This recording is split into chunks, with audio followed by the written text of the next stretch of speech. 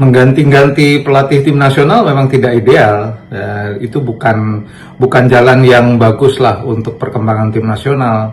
Apalagi waktunya kan baru Patrick Kluivert baru 8 bulan. Tapi kasus Patrick Kluivert dan timnya ini menurut saya istimewa karena sudah terbukti dari 8 bulan ini tidak ada satupun hal yang diharapkan sejak awal, tim yang solid, tim yang mampu menghasilkan sekumpulan talenta ini menjadi pasukan yang beringas, yang sangat-sangat produktif dalam mencetak gol, menjadi tim yang kuat untuk melawan tim-tim terbaik di Asia, tapi kan nyatanya tidak. Jadi menurut saya penggantian pelatih dalam konteks Kluivert ini cukup bisa dipahami lah kalau memang terjadi. Dan apa yang harus dilakukan Erick Thohir adalah ya sekarang timnas diserahkan saja kepada tim pelatih mau head coachnya baru atau tidak, diserahkan dan program kerjanya harus betul-betul dievaluasi secara ketat.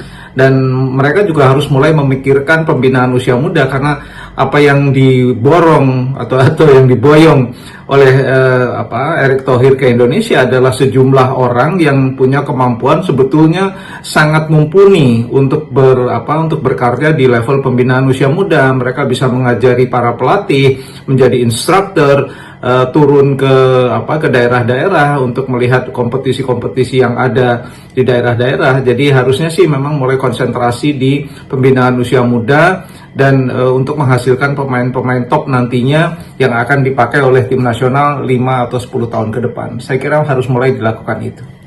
Patrick Kluivert, menurut saya tim pelatih ini harus dievaluasi secara ketat. Bahkan harus dengan opsi penggantian pelatih kepala terutama. Kenapa? Karena sejak awal dikendalikan oleh Patrick Kluivert, tim nasional Indonesia ini tidak menunjukkan perkembangan yang signifikan dalam cara bermain. Ya, kalah lawan Australia tidak saya hitung, tetapi kemenangan melawan Bahrain, kemenangan melawan Cina pun tidak impresif. Kekalahan melawan Jepang pun tidak saya hitung karena lawannya Jepang.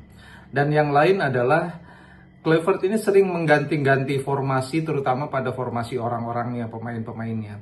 Ini membuat kelihatan tim kepelatihan Kluivert tidak berjalan sesuai dengan apa yang diharapkan, karena kan timnya ada 3 orang, Kluivert, Danny Lansat, dan Alex Pastoor.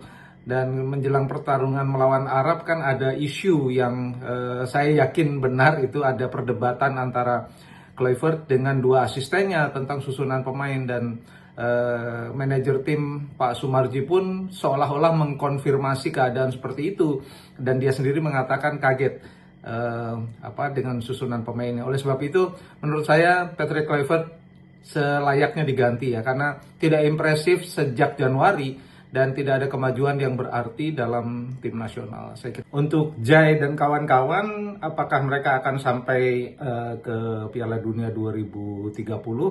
Dari sisi rata-rata usia memang ada beberapa yang sudah mencapai umur 30 atau lebih pada 2030. Tapi sejumlah pemain kan masih sangat muda. Oleh Romeni, Mauro Zylstra, Mario Jonathan, itu kan juga masih muda-muda. Dan mereka adalah tulang punggung Indonesia nanti kelak ketika tampil untuk kualifikasi Piala Dunia di 2030 ya, mungkin akan mulai pada 2027. Dan pemain-pemain belakang pun saya rasa masih ada beberapa yang bisa berkarya untuk tim nasional kan.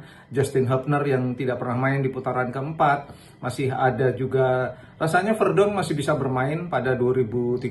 Jadi masih ada sejumlah pemain diaspora maupun pemain yang di breeding di liga lokal masih bisa berkarya banyak. Masih ada Piala Asia juga 2027. Jadi itu bisa menjadi perantara apakah Indonesia akan terus berbicara di level internasional atau ya mungkin harus mencari bibit-bibit baru dari dalam negeri. Saya prefer dari dalam negeri aja ya, kalau diaspora lagi rasanya sih absurd juga gitu. Jadi ya 2030 beberapa pemain masih berkesempatan, masih ada 2027 juga untuk Piala Asia. Dibandingkan dengan pertandingan melawan Arab Saudi, laga melawan Irak memang yang terbaik setelah kekalahan yang menyakitkan melawan Arab Saudi.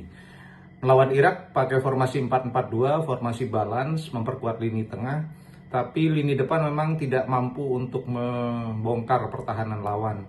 Lini tengah pun tidak mampu memberi sokongan. Laga berjalan dengan seru, seimbang, ya, tapi Indonesia tidak mampu mencetak gol. Irak yang juga biasa-biasa saja menurut saya tidak sangat impresif, namun mereka mampu memanfaatkan suatu peluang menjadi gol. Dan Ole memang tidak bermain di sejak awal karena kondisinya tidak baik dan dia baru saja cedera. Dugaan saya memang tidak bisa tampil full sejak menit pertama, sehingga tim pelatih memutuskan dia untuk menjadi cadangan dan baru turun di babak kedua. Nah, ini yang jadi persoalan adalah lini depan tidak terlalu mampu, dan sejak awal memang lini depan ini adalah sumber masalah di mana Indonesia tidak punya pemain-pemain yang betul-betul mampu untuk menjadi pencetak gol andal. Ini adalah PR bagi tim nasional Indonesia sampai dengan beberapa tahun ke depan, dan ini PR harus segera diselesaikan.